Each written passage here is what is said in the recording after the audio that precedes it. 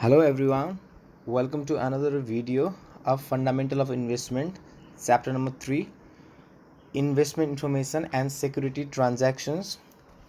Today in this video, I am going to take another market index which is known as Standard and Poor Index. So let's start. So हिजोको first लेक्चरमा हामीले market average र market इन्डेक्सलाई बुझेको थियौँ। Market average भन्नाले सबै sum प्राइसको सम डिभाइडेड बाई जति त्यो स्टक छ त्यहाँ मार्केट एभरेज। त्यसको मार्केट एभरेजमा एउटा हामीले डो जोन्स एभरेज पनि गरेको थियौँ। That is in shortcut it known as DJIA, Dow Jones industrial average. So it is a price weighted average, price weighted index वा प्राइस वेटेड एभरेज भन्थ्यो, जसमा प्राइस नै डोमिनेन्ट फ्याक्टर हुन्थ्यो, खालि सेयरको price मात्र है। हामी it is a price weighted index पनि लेखिएको थियो। सो प्राइस मात्र त्यसमा डोमिनेन्ट अथवा इम्पोर्टेन्ट फ्याक्टर हो। अगर कुनै स्टकको प्राइस बढी हुन्छ भनेपछि त्यसको एभरेज बढी आउँछ। कुनै कम्पनी पर्टिकुलर कम्पनीको सेयर कम आउँछ भनेपछि त्यसको फेरि मार्केट एभरेज पनि कम आउँछ। सो त्यसमा सेयरको प्राइसको बढी रोल हुन्थ्यो र त्यसमा 20 स्टक्स है, अमेरिकन युएसमा 20 कम्पनीको स्टक्सलाई, जसलाई एडिटर्स अफ जर्नल, वाल स्ट्रिटको जर्नलले त्यो कम्पनीलाई चेन्ज गर्ने के गर्ने भन्ने कुरा भइहाल्थ्यो। सो त्यसमा केही पनि थिएन, टोटल प्राइसलाई जोड दिने डिभाइडेड बाई डिभाइजरलाई भन्थ्यो हामी कतिवटा स्याम्पल छ नि त, 4वटा कम्पनी छ, 5वटा छ, 10वटा छ, डिभाइजर 10 भयो। सो डिभाइजर चेन्ज हुने 3टा अवस्था कुराहरू डिस्कस गरिएको थियो, स्टक स्प्लिट, स्टक डिभिडेन्ड र कुनै नयाँ सेयरलाई, नयाँ कम्पनीलाई त्यो 20 कम्पनीमा सामेल गरियो भने चाहिँ त्यहाँ डिभाइजरलाई हामीले एडजस्ट गर्नुपर्ने हुन्थ्यो। सो एसएनपीको अब आज हाम्रो कुरा गर्नुपर्ने चाहिँ एसएनपीको बारेमा। यो अनदर सबैभन्दा बढी पपुलर इन्डेक्स हो। सो यो झन् बढी डो जोन्सभन्दा यसलाई बढी राम्रो मानिन्छ, किनभने चाहिँ यसमा तिम्रो स्याम्पल साइज छ 500। डो जोन्समा तिम्रो 20वटा कम्पनी मात्र लिन्थ्यो भने चाहिँ स्ट्यान्डर्ड एन्ड पोर कम्पनीमा, स्ट्यान्डर्ड एन्ड पोर इन्डेक्स निकाल्दाखेरि 500वटा कम्पनीको एभरेज निकालिन्छ, 500 कम्पनीको है। सो 500 कम्पनीलाई सामेल गरेको छ त्यहाँ स्याम्पल साइज जम्मा 20वटा कम्पनीको थियो म्याक्सिमम् डो जोन्समा। स्ट्यान्डर्ड एन्ड पोर इन्डेक्समा चाहिँ हामी 500 कम्पनीको सेयरलाई एनालाइज गर्छौँ, जो लिस्टेड हुन्छ स्टक एक्सचेन्जमा। सो यो बढी राम्रो, किनभने बढी पपुलेसन, यसको स्याम्पल साइज बढी छ। सो यसमा लेख्नु होला सिम्पल, केही छैन, सेम त्यही एभरेज हो, नथिङ चेन्ज। यो इन्डेक्स हो, त्यो एभरेज हो। एभरेजमा हामी डिभाइडेड बाई स्याम्पल गर्छौँ, इन्डेक्स आज निकाल्न हामी क्यालकुलेट गर्छौँ। सो त्यति बढी चेन्ज त छैन, तर एभरेज र इन्डेक्सलाई हामी एउटै भन्न मिल्दैन है। So S and P, Standard and Poor index, यो पनि युएसके हो है, सबै युएसके त हुन्छ। एसएनपी 500 मतलब 500 सेयर छ, खास एसएनपी इन्डेक्स हो। एसएनपी इन्डेक्स चाहिँ 6वटा इन्डेक्स निकाल्छ, त्यसमा एसएनपी 500 एउटा हो है। एसएनपी इज अ मार्केट, सबैभन्दा यसको इम्पोर्टेन्ट लाइन यही हो है, मार्केट हाम्रो प्र्याक्टिकलको लागि, इक्जामको लागि, market value weighted index. So market value weighted index. हिजो यसमा डो जोन्समा मैले यहाँ के लेखाएको थिएँ, प्राइस वेटेड इन्डेक्स, त्यसमा प्राइसको फ्याक्टर, मार्केट भ्यालु भन्ने बित्तिकै दुइटै कुरा आयो यसमा, क्वान्टिटी पनि आयो, प्राइस पनि आयो है। डो जोन्सको प्रब्लम के थियो, खालि प्राइस मात्र लिन्थ्यो। अरे कति क्वान्टिटी, आज आज नोबेल ब्याङ्कको सेयर प्राइस 500 रुपियाँ छ। सो 500बाट बढ्यो 600 भयो भने चाहिँ प्राइस मात्र फ्याक्टर भयो, तर 500 रुपियाँ पर सेयर छ, तर क्वान्टिटी कति भयो त, क्वान्टिटी मतलब किनबेच कति भयो, 1000 क्वान्टिटी, 1200 क्वान्टिटी, त क्वान्टिटीले पनि त रोल खेल्ला नि इन्डेक्स अथवा एभरेज निकाल्नलाई। सो डो जोन्समा प्रब्लम थियो, त्यसले क्वान्टिटीलाई लिन्थेन, प्राइसलाई मात्र लिन्थ्यो। तर मार्केट भ्यालु वेटेड इन्डेक्समा चाहिँ क्वान्टिटी र प्राइसलाई दुइटैलाई डोमिनेन्ट फ्याक्टर मानिन्छ है, दुइटै इम्पोर्टेन्ट फ्याक्टर हो। कसैको प्राइस कम हुनसक्छ तर क्वान्टिटी बढी हुनसक्छ, त्यसमा सेल आउट होइन। जो सस्तो हुन्छ त्यो किनबेच बढी भए हुनसक्छ, जो महँगो छ त्यसमा कम क्वान्टिटी हुनसक्छ। सो यसमा दुइटैलाई, प्राइस र क्वान्टिटीलाई दुइटैलाई डोमिनेन्ट फ्याक्टर मानिएको छ। एभरेज निकाल्ने तरिका त हामीलाई आइहाल्छ इन्डेक्स निकाल्ने। So this is the most important point for the practical है। डो जोन्स भन्ने बित्तिकै हाम्रो प्राइस वेटेड हो। So it will take only price, total प्राइसलाई जोड दिने डिभाइडेड बाई डिभाइजर अथवा नम्बर अफ स्याम्पल्स। सो यसमा चाहिँ हामी क्वान्टिटी र प्राइसलाई दुइटैलाई नै हामी युज गर्नेवाला छौँ।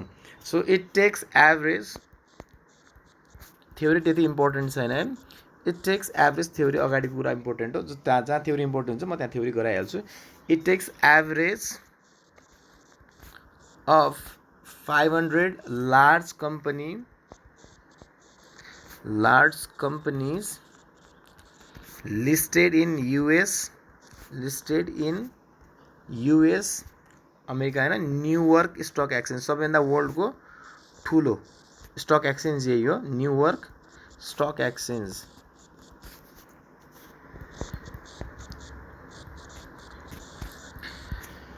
सो कम्पनीमा 500 वटा कम्पनीलाई लिन्छ यसमा स्याम्पल अब अमेरिकामा त जम्मा 500 वटा कम्पनी मात्र त नहोला त्यहाँ 1.5 लाख 2 लाख 3 लाख कम्पनी लिस्टेड तर 500 कम्पनी एकदम ठुलो कम्पनी लार्ज कम्पनी जसको मार्केट साइज ठुलो छ जसमा लिक्विडिटी बढी छ हैन पर्टिकुलर ग्रुपको छ लिडिङ कम्पनीहरूलाई मात्र यसमा लिइन्छ जसले चाहिँ युएस को चाहिँ इकोनोमीलाई ड्राइभ गर्छ प्राय त्यस्तो कम्पनीको मात्र स्टकलाई लिइन्छ यसमा सो एउटा फेरि यसमा लेखिदिन्छु कम्पनीज आर चुजन यो 500 भित्र कम्पनी जो चुज गर्छ जस्तै डो जोन्समा चाहिँ एडिटर्स अफ वाल जर्नल हैन त्यहाँको मान्छे वाल स्ट्रिट को के अरे एडिटरहरूले नै सिलेक्ट गर्थे यसमा चाहिँ कम्पनीजहरू सिलेक्ट गर्ने क्राइटेरिया कम्पनी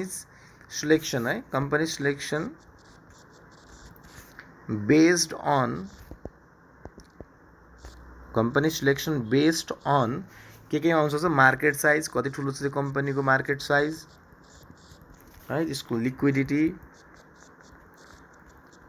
इन्डस्ट्री ग्रुप इटिसी बस यति भयो योभन्दा बढी म यसमा लेखाउँदैन सो 500 कम्पनीको जसमा चाहिँ यो मार्केट भ्यालु इन्डेक्स हो है मार्केट भ्यालु यो अर्को हिजो पढेको हाम्रो मार्केट एभरेज थियो यो मार्केट भ्यालु है उ त्यो प्राइस इन्डेक्स थियो यो भ्यालु इन्डेक्स अथवा क्यापिटल यसलाई मार्केट भ्यालुलाई नै हामी मार्केट क्याप पनि भन्छौँ है मार्केट क्यापिटलाइजेसन भ्यालु भन्नाले के क्वान्टिटी इन्टु प्राइस है जस्तै डोजन्समा हामी प्राइस मात्र लिन्थ्यो यसमा के अरे क्वान्टिटी पनि लिन्छौँ नम्बर अफ सेयर भन्न खोजेँ quantity means number of shares पनि सो एउटा म तपाईँहरूलाई एउटा इक्जाम्पल यसैबाट बनाऊँ कि म बुकको इक्जाम्पल लिन्छु बुकको क्वेसनलाई पनि गरौँ है बुक क्वेसनलाई गरी आनन्द इक्जाम्पल बनाउनु पनि सकिन्थ्यो तपाईँलाई होमवर्क दिएपछि होमवर्क कसैले पनि पठाउनु भएन सो द्याट्स वाइ म बुकको नै लिन्छु बुकको क्वेसन सल्भ गरेँ आनन्द भयो इट्स भेरी भेरी इजी है सो एभरेज निकाल्न त हामीले पहिले नै सिकिसकेको हो सो बुकको क्वेसन लिइदिन्छु सबभन्दा राम्रो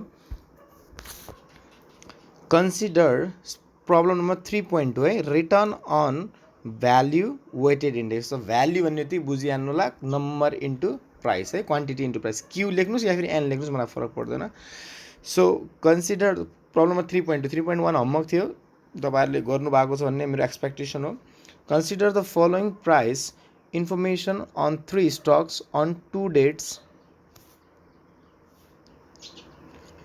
dates with the corresponding number of outstanding shares okay so ठीक छ consider the following price information on 3 stocks तीनटा स्टक दिएको छ जस्तै एबीसी तीनटा कम्पनीको नाम हो with corresponding number of shares यसमा नम्बर अफ सेयर्स पनि दिएको छ हेर्नुस् त नम्बर अफ सेयर्स पनि दिएको छ एन अथवा यसलाई हामी क्वान्टिटी पनि भन्न सक्छौँ डे 1 को प्राइस छ डे 2 को प्राइस यसमा बेस प्राइस भनेको हामी डे 1 लाई मान्छौँ हैन जो डे 1 बाट यो त बेस भयो नि सबैको बेस जो ओल्ड छ सबैभन्दा जो ओल्ड छ त्यसलाई नै हामी बेस मान्छौँ या फिर क्वेसनले भन्दैला बेस कोलाई मान्ने सो यहाँबाट डे 1 बाट डे 2 मा जस्तै 100 रुपैयाँ को शेयर थियो कम्पनी ए को डे 1 बाट चेन्ज भएर 90 भयो 20 बाट यो 200 यो बढेको छ माथिको घटेको छ लास्टको पनि फेरि बढेको छ सो दैट इज बेस है P0 लाई हामी बेस मान्छौँ P1 त day 1 is equal to P0 day 1 को यो सबै प्राइस 0 हो नि P0 so P0 is base P1 is त्यो भयो सिम्पली छ अब हामीले के गर्नुपर्ने कन्स्ट्रक्ट हामीले यसमा गर्नुपर्ने के हो construct a value weighted index for this stocks पहिला यति निकाल्नु है भ्यालु वेटेड इन्डेक्स निकाल भनिदिएको छ सो दुईटै डेटको हामी निकाल्दिन्छौँ लास्टमा पढ्नु होला युज बेस इन्डेक्स 100 यो चाहिने हामीलाई बेस इन्डेक्स 100 बेसलाई डे 1 को लाई डे 1 को इन्डेक्सलाई हामीलाई कति मान भनेको छ 100 मान भनेको छ so it's very very easy ल अब तपाईहरु स्टार्ट गर्दै गर्नुस् फर्स्टमा आउनुस्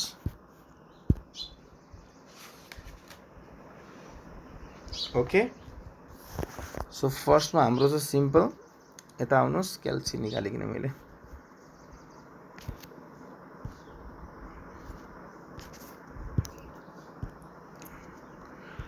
समस्या फर्मेटिङ अलिकता पुग्ने हैन सो दैट्स व्हाई हामी यसलाई आरामले गर्छौं कम्पनीको problem number 3.2 problem number 3.2। So यो क्वेसन गरेर आज यो पनि सकिन्छ र लास्ट हाम्रो इक्वली वेटेड इन्डेक्स बच्छ। त्यसपछि इट्स यो सकाएको मान्नुपर्छ हामीले। सो स्टक दिएको छ, यसमा ठाउँ पुग्ने होइन, म सर्टकटमा लेख्छु। स्टक 3टा कम्पनीको स्टक हो सायद, A B and C, ABC, A B and C. So त्यसपछि स्टक पछि हामीलाई दिएको के हो, नम्बर अफ सेयरलाई म एन लेख्छु है। तपाईँले माथि डिफाइन गर्नु होला, म नम्बर अफ सेयरलाई एन लेख्छु सर्टकटमा, अथवा यसलाई क्यू लेख्दा पनि मिल्छ। 3टा कम्पनीको सेयर कति छ, n 1000, 2000, 5000, 1000। So number of share n equals to गर्नु पाएँ, अथवा एन डिफाइन गरिदियो भयो माथि, एन 1000, 2000 एन्ड 5000। सो यो क्वेसन थियो। अब हामीलाई डे 1 को प्राइस दिएको छ। डे 1 को प्राइसलाई म P0 भन्न मिल्छ मैले। डे 1 को यो बेस हो, अर्को हामीलाई P1 पनि दिएको छ।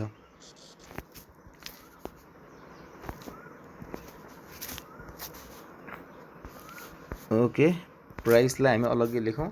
प्राइस कति कति दिएको छ डे 1 को, 100, 200, 100 है, 100, 200, 100। सो प्राइस पनि भयो। P1 दिएको छ हामीलाई, P1 छ हाम्रो, अथवा डे 1 डे 2 लेख्दा पनि केही फरक पर्दैन है। तपाईँहरूले 90, 220, 90, 220 र 120। सो बस भयो, यति हो क्वेसन हाम्रो भ्यालु इन्डेक्स। मैले तपाईँलाई फर्मुला लेखाएको छ, हामी फर्मुला अहिले आफै बनाइहाल्छौँ।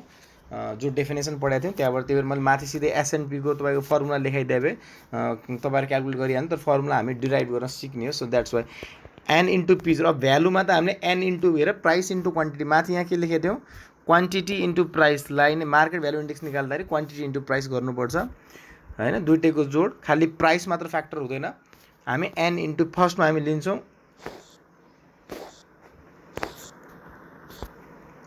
फर्स्टमा हामी लिन्छ एन इन्टु P0। सो त्यसलाई नै हामी मार्केट भ्यालु भन्छौँ, एन इन्टु P0। त यहाँ लेखिदिनु होला,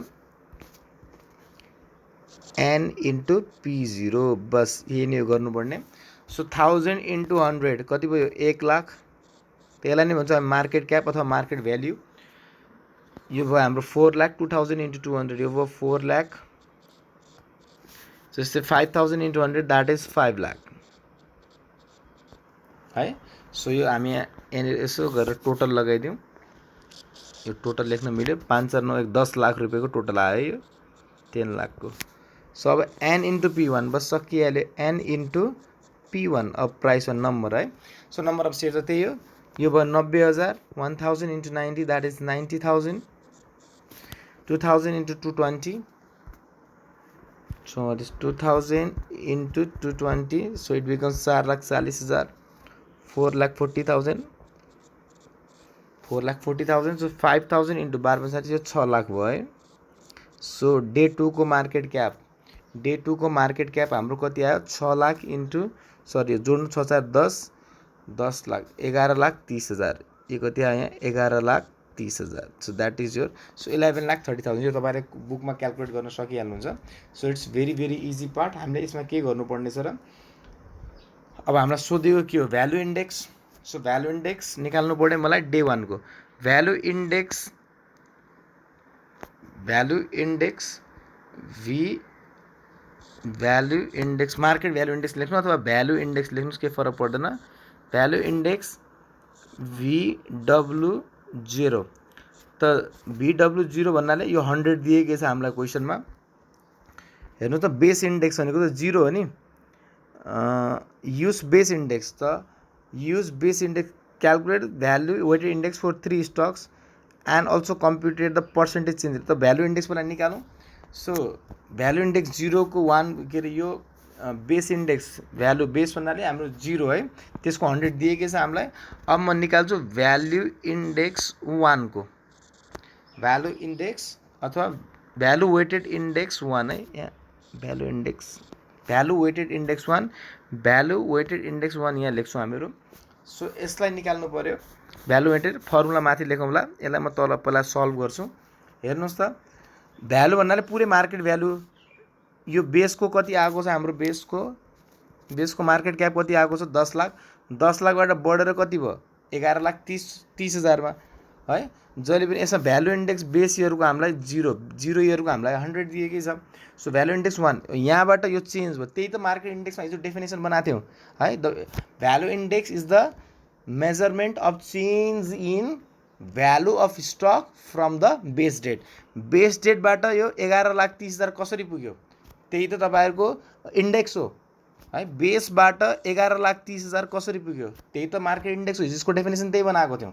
सो एभरेज भन्नाले यो सबै divided by number of stock हुन्थ्यो, तर मार्केट इन्डेक्सलाई हामीले कसरी डिफाइन गरेका थियौँ, बेसबाट कति चेन्ज खायो त्यसलाई नै, त्यो रेस्पोन्सिभ मेजरलाई नै हामी के भन्छौँ, इन्डेक्स भन्छौँ। त तपाईँले यसको लागि त सिम्पली यही पढे भइहाल्यो नि, P1 minus P0 upon P0 यो पढेको होइन र हामीले यस्तै टाइपको के पढेको थियौँ है।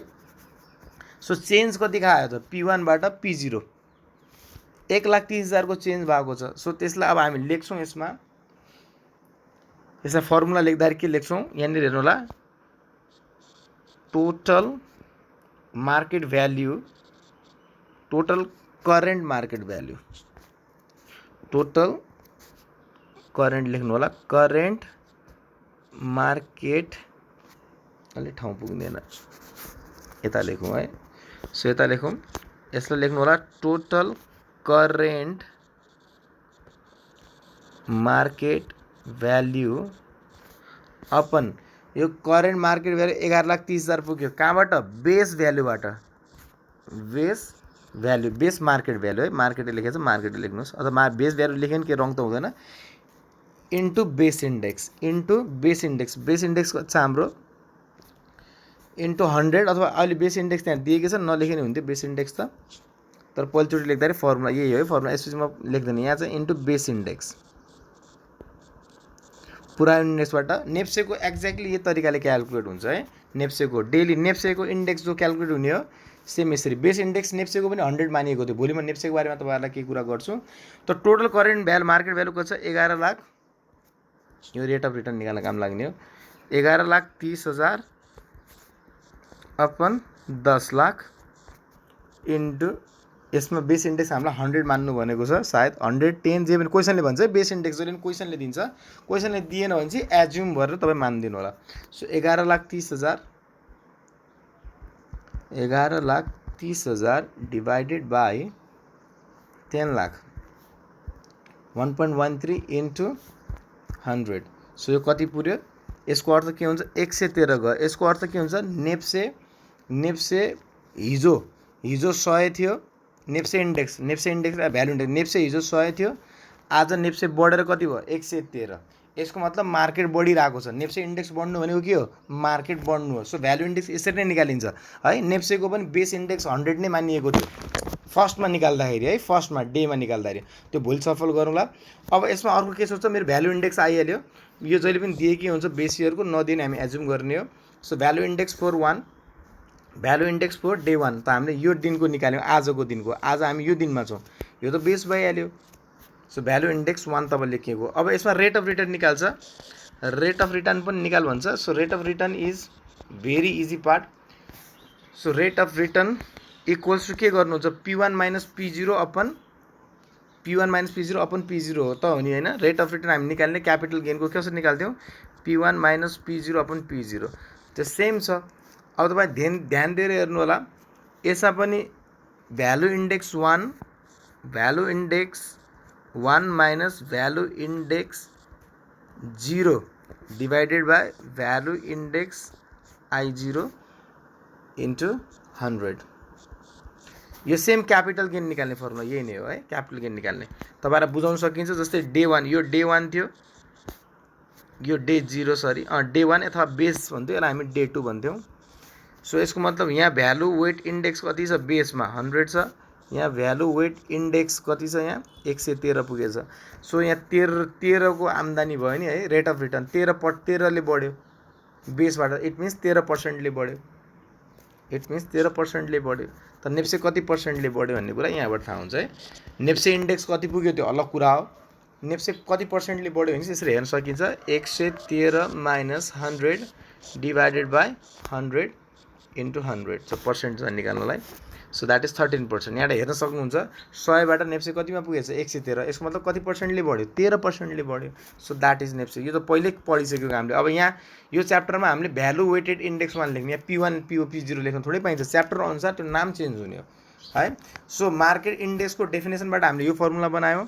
मार्केट इन्डेक्सको डेफिनेसन के थियो? द चेन्ज इन भ्याल्यु अथवा it is the market index is the measurement अथवा computation of change in market value from the base अथवा अगेन्स्ट द बेस भ्याल्यु।